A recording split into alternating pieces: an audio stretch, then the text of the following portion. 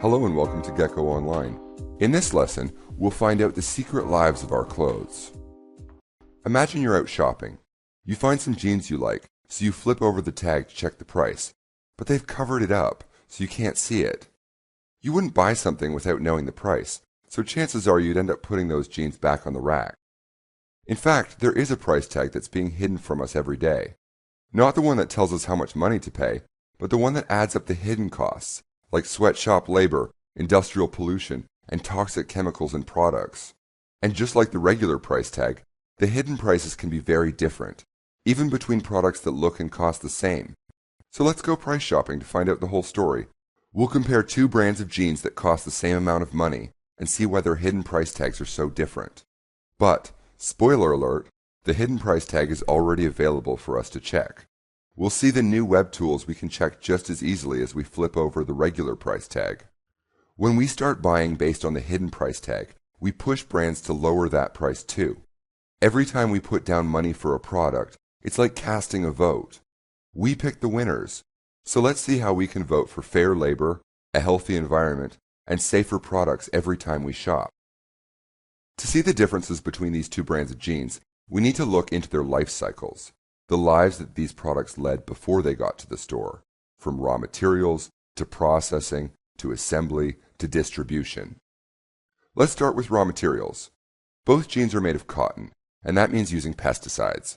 1/6 of all the pesticides in the world are sprayed on cotton, but half of it runs off, contaminating the soil and water. And since 90% of cotton farmers live in developing countries, using the cheapest, most toxic pesticides, the impacts on farmers' health are more than we'll ever know. And cotton is a thirsty plant. It can take 6,800 liters, about 20 bathtubs of water, to grow the cotton for one pair of jeans. The Aral Sea evaporated into desert, mainly because it was sucked dry by cotton farms in Uzbekistan. One of these two brands of jeans just uses whatever cotton they can get their hands on, without dealing with the impacts on workers and environments along the way. The other is a member of the Better Cotton Initiative, which trains farmers on safely using less pesticides and water. In water-starved Pakistan, the fourth largest cotton grower, many of these farmers have cut their water and pesticide use to a quarter of what they used to be, and that's added 2/3 to their revenues. Of course, organic cotton is best because it's grown without using toxic pesticides, but right now, only 1% of the world's cotton is organic. But through the Better Cotton Initiative, one of these two brands is massively reducing its raw material impacts today. Next, the cotton gets spun into yarn, dyed, and woven into fabric. Chances are it's happening in Xinjiang in South China, where most of China's denim production happens, and 40% of the jeans sold in the US come from. If you look at satellite photos of Xinjiang on Google Earth, you can see where the river turns blue-black from the dyeing factories along the river. And you know the pollution has got to be bad if you can see it from orbit. In 2010, Greenpeace tested the river and found it loaded with heavy metals from the dyes, cadmium, chromium, and lead. These heavy metals are toxic to our nervous systems. They disrupt our hormone systems and cause cancer. One brand never checks up on their suppliers, so you can almost count on them doing the cheapest thing, dumping it in the river. The other brand monitors their suppliers' factories to make sure they recycle their dyes and use wastewater treatment plants so they don't pollute the river. But they go further than that. Why put all those toxic chemicals into the product in the first place? Product safety laws only regulate a tiny fraction of the thousands of toxic chemicals that make their way into our products. Rather than just wait for slow government regulation, this brand works with an organization called ChemSec. They use ChemSec's sin list to build their own growing list of chemicals that they keep out of their products, and they make this list public for all to see.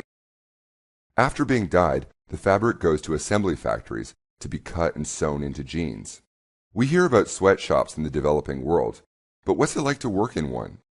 The documentary China Blue captures it well. It follows the life of a 16-year-old migrant worker in a jeans factory in South China. We see her working 20-hour overtime shifts because orders are behind schedule. Her pay is months late, and she won't be able to use the 3 days that she gets off for New Year to visit her family because she can't afford the train fare. If she falls asleep on the job, she'll be fined 2 days' wages, so during the longest shifts, she sometimes uses clothes pegs to hold her eyes open. This kind of story is all too common. To provide for their families, migrant workers leave them behind and go to work in distant factories. But wages are so low, they can't even cover their own living costs, much less send money home. So they accept 70 hours a week of mind-numbing factory work just to scrape together enough to get by. It's not hard to see why 1 in 5 migrant factory workers in Shenzhen is clinically depressed. How does one of these brands let this happen?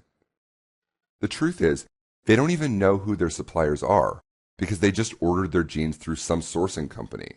So they've never visited the factories, and no third-party inspectors ever visit those factories either.